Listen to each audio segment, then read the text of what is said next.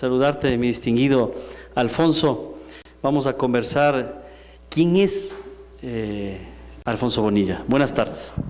Buenas tardes, Ángel. Un gusto compartir contigo en este espacio. Un gusto a los amigos que nos acompañan en este hermoso local y presto y dispuesto para compartir esta tertulia, entiendo, en base a vivencias, experiencias personales.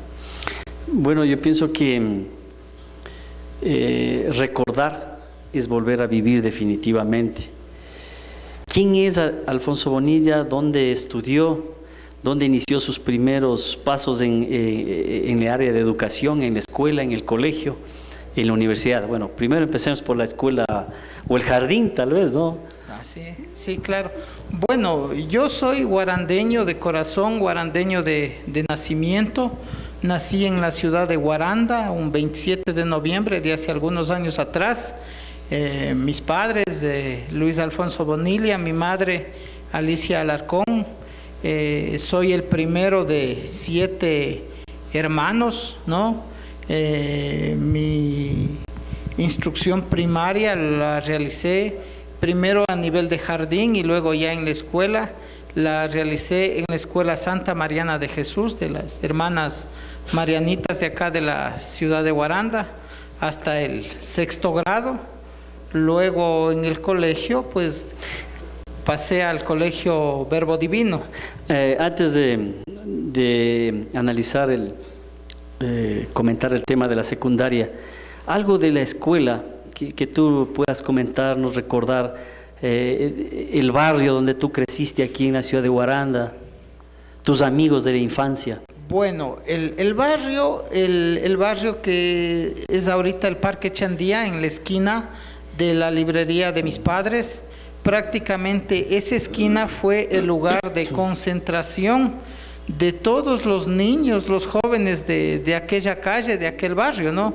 Estarán sumados también los de la Plaza 15 de Mayo. Sí, Plaza 15 de Mayo, un poquito la Plaza Roja, e inclusive se integraban amigos que vivían en otros barrios, pero que eran compañeros de escuela o compañeros de colegio, pero nos reuníamos en la esquina de la casa donde prácticamente realizábamos los juegos de niños, las cogidas, las quemadas, jugábamos los trompos. Bueno, anteriormente no existía pues las redes sociales, del Facebook, el celular, y realmente en las noches, sobre todo a partir de las 7 de la noche, luego de la merienda, era el lugar de concentración de todos los vecinos. Teníamos un grupo bastante grande, bastante numeroso, donde compartíamos pues los juegos de la infancia, ¿no? Y luego pues también ahí había ocasiones en que los 31 de diciembre hacíamos el año viejo entre todos los vecinos, los amigos. Recordarán hace algunos años atrás en esa esquina colocábamos unas tarimas grandes donde hacíamos los monigotes para despedir el año viejo, que era el producto de la integración de muchos amigos del barrio, muchos amigos de otros barrios, pero en sí amigos de la infancia y de la juventud, de la adolescencia, con quienes se compartía gratos momentos. ¿Qué amigos tú recuerdas más cercanos que tú tenías en la etapa de la infancia? Bueno, de la infancia recuerdo a un gran amigo que fue compañero no solo en la escuela, sino también en el colegio, el doctor Ramiro Puente, que trabaja en la función judicial, por ejemplo. Edison Leopoldo Ramiro Puente. Edison Leopoldo Ramiro Puente. Él fue mi compañero desde la escuela hasta 5º año de colegio, y él para el último año se pasó a graduar en el Pedro Carbo. Otro gran amigo que es ingeniero mecánico y vive en Quito, Celso Muñoz, que era amigo de la escuela y también amigo del barrio, ¿no? Y pues los vecinos del barrio, Claudio Borja, Fernando Borja, Jacqueline Arellano, que ahorita vive en Quito, es psicóloga,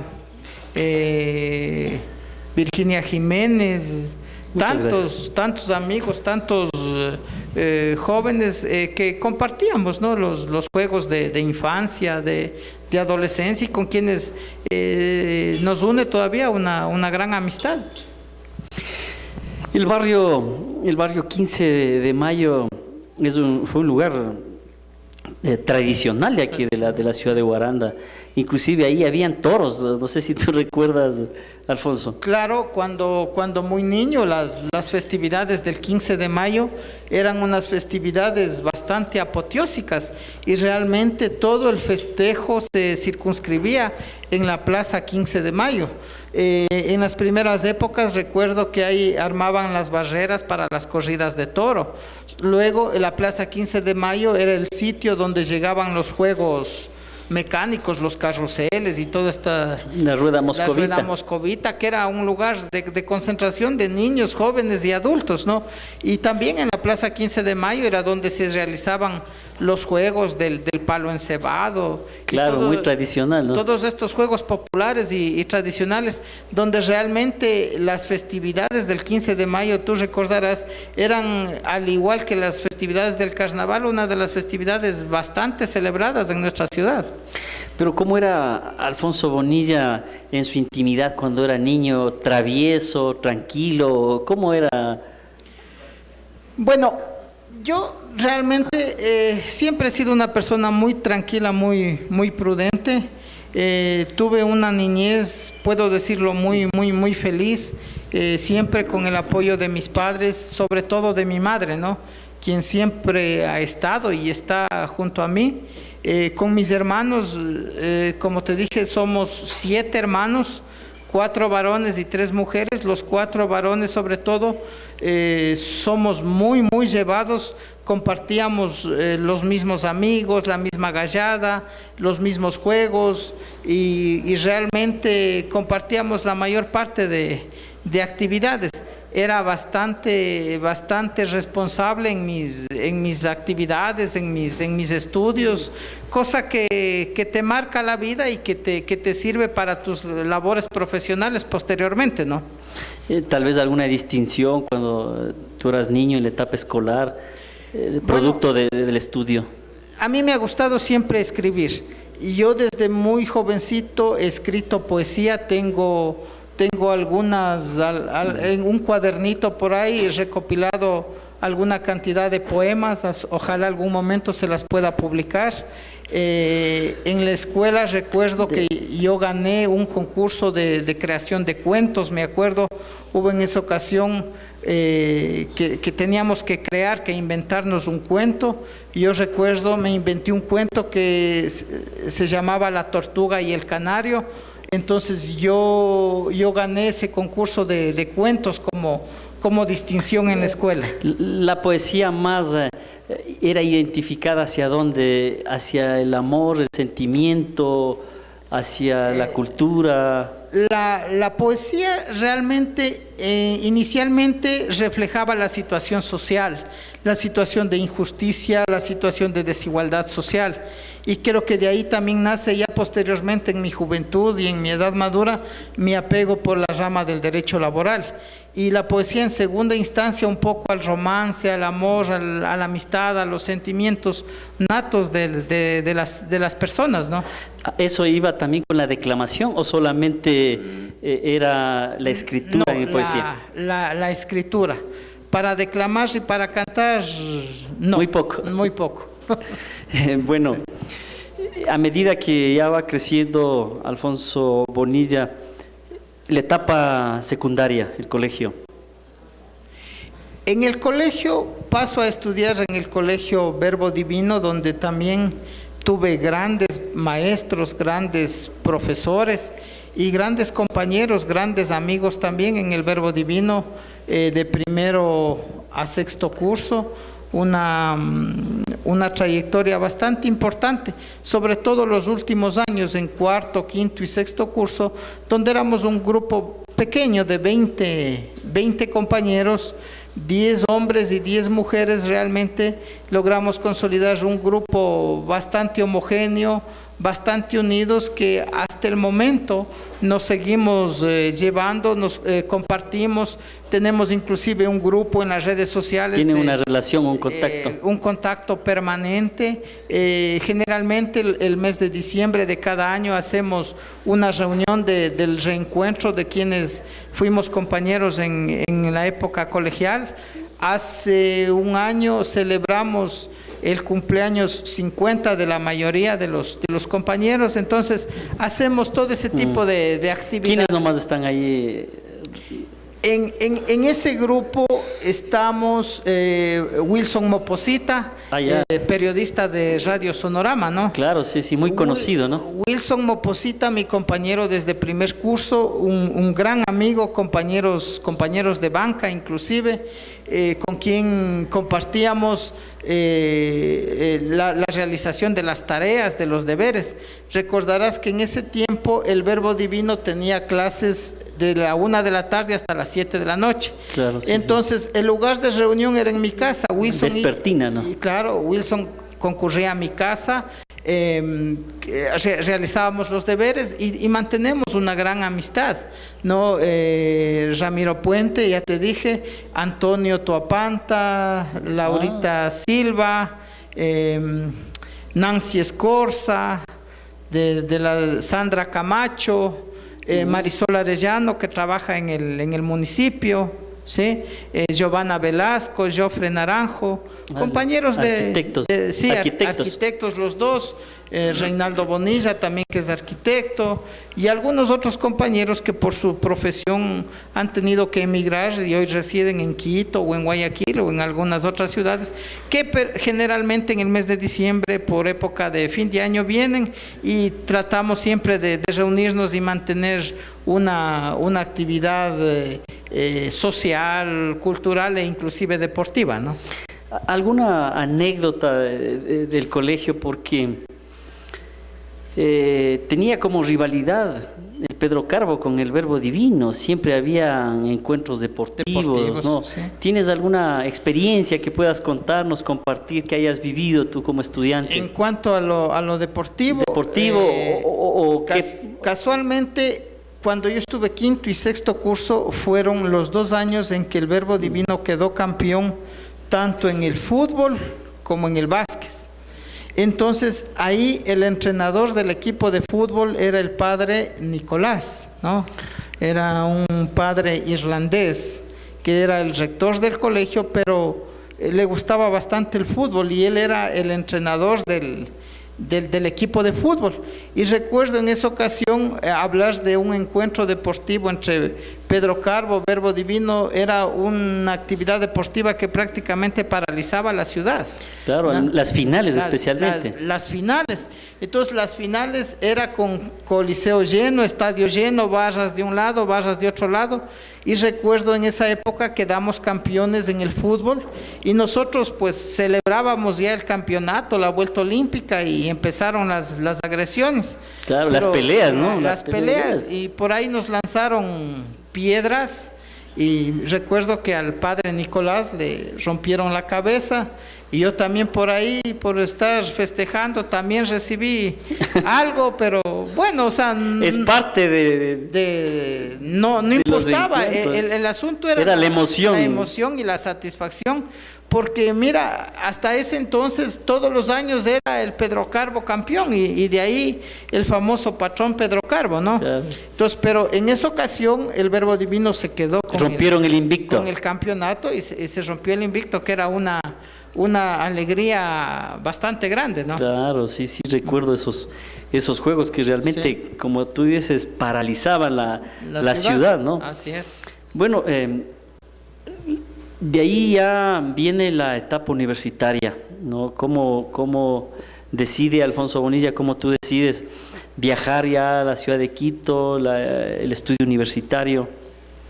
Bueno, en esa época, quienes teníamos que prepararnos necesariamente, teníamos que emigrar o a Quito o a Guayaquil. No había derecho aquí, ¿no? No había ni universidad en ese tiempo todavía. Mucho después se crea la extensión universitaria, pero en esa época, pues, quienes decidíamos estudiar, teníamos que emigrar. y realmente fue una decisión bastante difícil. Desde muy niño yo tenía un problema bastante grave del asunto de la vista. Mi problema siempre fue la miopía y el astigmatismo. Situación Coincidimos entonces porque también tengo lo mismo. Sí. Es una Entonces, dificultad. Sí, es una dificultad bastante grande de la miopía y el astigmatismo. Pero frente a eso, pues tocó tomar la decisión y salir. Y entonces, este problema de la vista, si de alguna manera me causaba alguna dificultad, Un obstáculo. pero nunca fue como un obstáculo, más bien fue una fortaleza. Pero ahí está la grandeza de los amigos que uno se hace en la vida, ¿no? Tengo un gran amigo que hoy es profesor en el Colegio Verbo Divino, Wilson Velasco, y muchos lo deben conocer. Cuando yo era estudiante de Derecho y debido a mi... Por favor, servirás una agüita. Y debido a mi problema de la vista, yo tenía dificultad en la lectura de los códigos. ¿Y cómo yo estudiaba los códigos? En esa época habían los cassettes. Y entonces Wilson, que en ese tiempo trabajaba en Radio Surcos, en un programa de noticias, él tenía una voz muy clarita para las noticias y todo lo demás. Cierto día conversábamos y se nos ocurre, ¿no? Los códigos grabar en cassettes. Y yo tenía los cassettes en ese tiempo del Código Penal, del Código Civil. Y yo, por ejemplo, las noches... En audio. Yo ponía en mi grabadora y escuchaba. ¿No? Y así estudié yo por la dificultad que tenía yo para leer, ¿no? Entonces, mira, eso fue una gran ayuda, y a veces los obstáculos a uno se le convierten en fortalezas, ¿no? Eso me dio la capacidad de improvisar. Por ejemplo, yo cuando tengo intervenciones públicas, yo nunca llevo preparado una lectura o cosa por el estilo, sino uno se improvisa y desarrolla su temática, ¿no? O sea, un borrador ya en el cerebro, el borrador ya. Así es, sí. Entonces, eso también como un gran anécdota y una gran colaboración de un gran amigo también. Y esos cassettes yo los tengo todavía guardados como recuerdo, como reminiscencia de que fue una ayuda para uno, ¿no? Claro, pero realmente es una experiencia donde mucha gente ha de escuchar el tema que estamos tratando el día de hoy, donde no hay ningún obstáculo por más situaciones de adversidad que pueden haber, pero definitivamente la superación, ¿no?, es la que conlleva el éxito. ¿Dónde cursaron los estudios? ¿Dónde cursaron estudios de Derecho?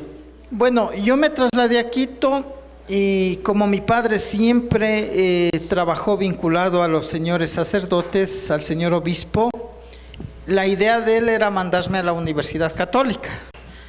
Pero mi idea era irme a la Universidad Central. Entonces mi papá siempre quería que me vaya a la Católica. Yo le decía, no, yo me quiero ir a la Universidad Central, es el gusto, el anhelo que yo tenía.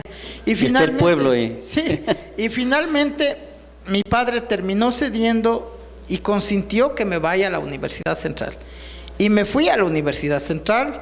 En esa época pues había paralelos de 100, de 120 estudiantes. El que no llegaba pronto se quedaba parado y recibía parado de pie, ahí soportando las clases, ¿no? Tiempo. Entonces, y realmente para los provincianos era duro, ¿no? Porque si habían maestros que nos avasallaban, decían, a ver los chagras, ¿para qué han venido los chagras? Y también, bueno, otro obstáculo que le convertimos en fortaleza. Entonces alguna vez yo dije, bueno, entonces aquí los chagras, vamos a demostrarles que los chagras sabemos estudiar y que somos inteligentes. Entonces, gracias a Dios me fue muy bien en la universidad. Teníamos una materia bastante complicada en primero y segundo año, porque en esa época la universidad no se la cursaba por ciclos, sino por años lectivos. Teníamos Derecho Romano, con un doctor Fausto Guerrero, ¿no? Un señor bien estricto, recto. Y bueno, y estudiaba y me gustaba, y realmente el derecho siempre me gustó, me apasionó. Y ya pues al final exonerado del examen final en Derecho Romano. Ahí los compañeros me querían pagar, porque 100, 120 estudiantes, era muy difícil ubicar personalmente. Habían las propuestas, ¿no? Compañero, dame dando el examen, yo te pago, entra en vez mío y dame dando el examen. O sea, situaciones para las que de paso nunca me presté tampoco, ¿no? Sí. Entonces... Pero veían el potencial que había en... Exacto, exacto. Y yo era el que, de alguna manera, el inventor de los poligrafiados en la universidad. ¿Por qué? Porque cuando yo estuve en 6º grado, mi padre me enseñó a escribir en máquina. Y yo manejaba... Esa máquina ya... la máquina, la Brothers, la tipeando, ¿no? Sí. Y yo escribía muy bien a máquina, y cuando voy a la universidad, yo toda mi materia, yo no tenía en cuadernos, yo tenía el gusto de copiar en borrador y en la casa tener todo pasado a máquina. De tal manera que los apuntes míos para los exámenes servían para todos los compañeros que me pedían para sacar las fotoscopias, porque se evitaban el problema de pedir a otros compañeros de quienes no entendían la letra. Entonces, como yo tenía escrito a máquina, pues entonces era una ayuda, ¿no? Una ayuda para mí y para los compañeros, ¿no? Sí. Entonces eso era una experiencia también de la universidad, donde también se hizo muy buenos amigos, grandes compañeros, en la Universidad Central, donde estudié los 6 años de la carrera de Derecho, y me gradué en la misma Universidad Central, el título de licenciado en Ciencias Públicas y Sociales. Ese título daban primero, ¿no? Sí, a los 4 años, cuando tú pasabas a 5.º año, tenías que presentarte ante un tribunal y hacer una defensa, y obtenías el título de licenciado en Ciencias Públicas y Sociales, para luego vuelto a optar por el título de doctor en Derecho y Jurisprudencia.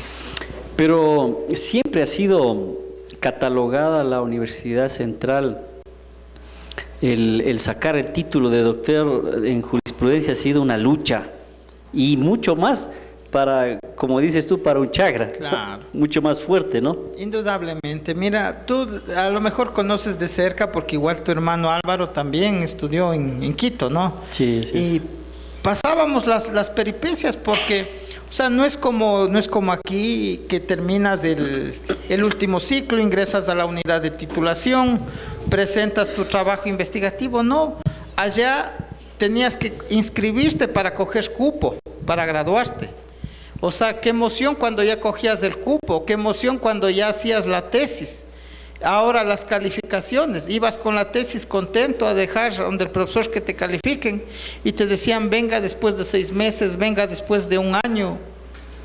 O sea, cada paso una lucha. Cada paso era una lucha. Ahora ya con todo listo, ya te daban fecha para el grado, ir a notificar al tribunal para que se integre, para que te recepten el grado.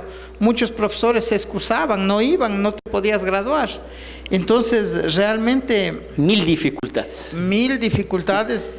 Realmente no es como sucede acá, ¿no? Todos nos conocemos, un amigo, un compadre, un padrino.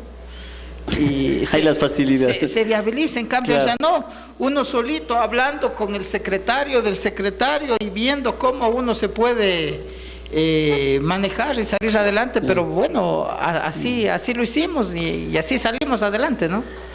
Bueno, entremos ya a la provincia de Bolívar. ¿Cómo es que ya una vez que concluiste tus estudios allá en Quito, decides retornar ya acá a tu provincia, luego de haber concluido ya la universidad? Bueno, mi objetivo siempre fue retornar a Guaranda. Y yo no me enseñaba en Quito, realmente yo a Quito voy es por necesidad, por obligación, no más de 3 días. Y ya, pues terminé los estudios, me puse a hacer la tesis. Y bueno, entre que hacía la tesis, viajes de ida, viajes de vuelta, prácticamente ya me volví a radicar en la ciudad de Guaranda, en ese tiempo ya como licenciado. Y ahí pues ya se dan las oportunidades, los amigos que de pronto le dan la mano y le dan la opción de ya insertarse en la vida laboral. ¿Dónde iniciaste tu la primera carrera ya dentro del servicio público o el servicio privado? Dentro ya de la actividad pública, mi primera función fue una función bastante importante y bastante representativa. Y yo a los 23 años de edad fui vocal del Tribunal Electoral de Bolívar, lo que ahora se llama el Consejo Nacional Electoral. Y yo fui vocal de ese tribunal, éramos 7 vocales en ese tiempo, junto con personalidades. En esa época me acuerdo era vocal el finado doctor Alfonso Durango, por ejemplo, el finado Enrique Villagómez, Eduardo Vázquez, Adolfo, del PRE. Sí, Adolfo Ballesteros, Marcos Rivadeneira, ¿no? Entonces, de todos ellos yo era el más guambrito, como ellos mismos me decían, ¿no? Pero el hecho de ser el más guambrito nunca me causó inconvenientes ni problemas. Yo de ellos aprendí muchísimo, muchísimo, de las experiencias, de los consejos, de todo lo que ellos me orientaban, ¿no? La experiencia que ellos tenían. La ¿no? experiencia que ellos tenían. Entonces, mi primera función por 2 años fue en el Tribunal Electoral, y después a los años, ya en el 2005, yo retorné al Tribunal Electoral, otra vez ya no en calidad de vocal, sino en calidad de presidente. Ah, sí. Esa es otra experiencia, etapa de la vida. Así es. Bueno, luego de ese paso por el Tribunal Electoral, ahora Consejo Electoral, ¿a dónde tú pasaste? Bueno, termina mi función en el Consejo Electoral y ahí prácticamente gana las elecciones de presidente el arquitecto Sixto Durán Ballén. Del PUR, ¿no? Del Partido Unidad Republicana, en alianza con Alberto Dajic, del Partido Conservador. De paso, yo tenía una gran amistad con Alberto Dajic, pues precisamente fue Alberto quien me ubicó en el Tribunal Electoral de ese tiempo. Entonces, en esa época, pues nos involucramos en la situación política y la señora Silvana Jaramillo es designada gobernadora de la provincia. Y en esa época me pide pues que colabore, y la segunda función relevante y de importancia mía fue la de jefe político del Cantón Guaranda.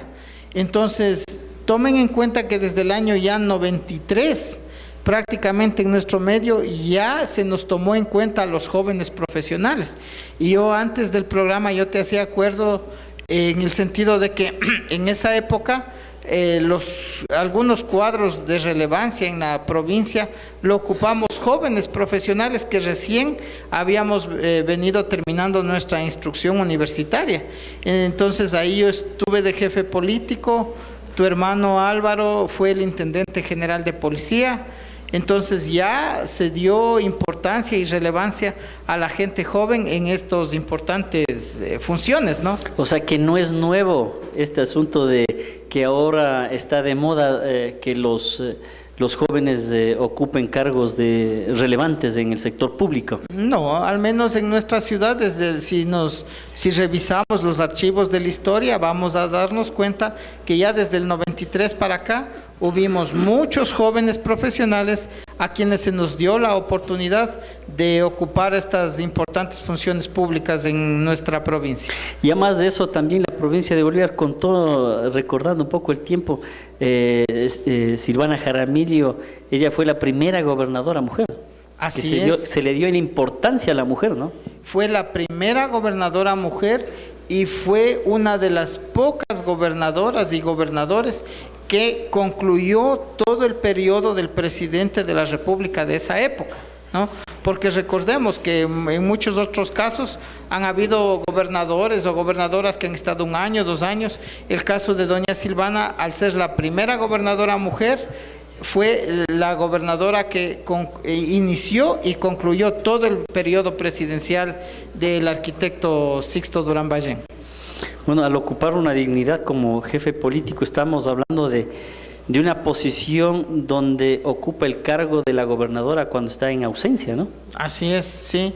Fui gobernador encargado cuando la señora Silvana se trasladaba a atender eventos fuera de la provincia por situaciones de trabajo o cosas así. Entonces, un cargo de extrema responsabilidad, de gran importancia, pero realmente eso no sirve en la vida para irnos formando personalmente y desde muy jóvenes saber afrontar las cosas con la responsabilidad que amerita y con la responsabilidad que debemos hacerlo. Alfonso Bonilla ya marca un poco la especialidad en Derecho. Convérsanos algo muy breve sobre el tema de la Inspectoría del Trabajo, el Ministerio del Trabajo, Alfonso, por favor. Bueno, el derecho laboral es algo que siempre me gustó. A lo mejor era por esta situación de compromiso social. Te cuento que de muy joven estudiante de colegio, yo participaba en esto de los grupos juveniles. Yo me iba a las misiones con los sacerdotes a muchas parroquias de la provincia y conocí muy cerca la situación de pobreza, la situación de descuido, de desamparo de las autoridades y los problemas y la explotación laboral. Me gustó mucho el ámbito laboral y a lo cual abonó la presencia de grandes maestros que tuve en la universidad.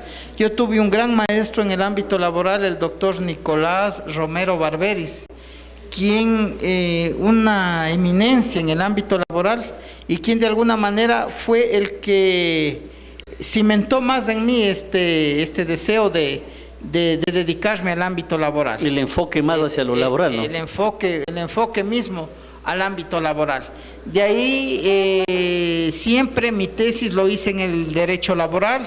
Ya cuando empecé mi vida profesional, yo estando en la jefatura política, se da la vacante de la Inspectoría de Trabajo y yo le pido a la señora Silvana que me ayude para llegar a una función que yo la conocía, que me gustaba y que estaba dentro de mi perfil profesional.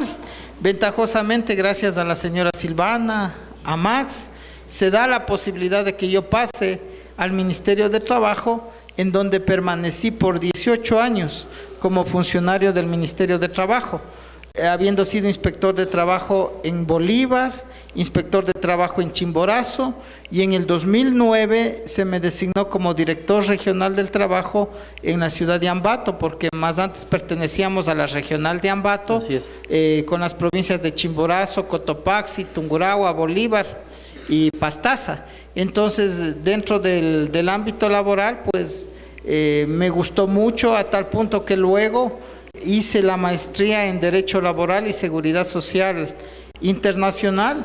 Gracias a Dios he trabajado y trabajo en lo que a mí más me gusta.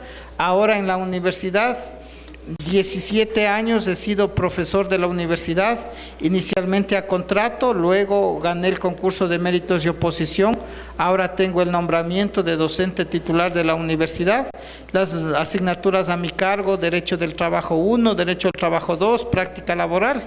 Entonces estamos ejerciendo en la actividad o en el área jurídica donde nos hemos especializado y el área en la que nos gusta y nos sentimos bien, ¿no?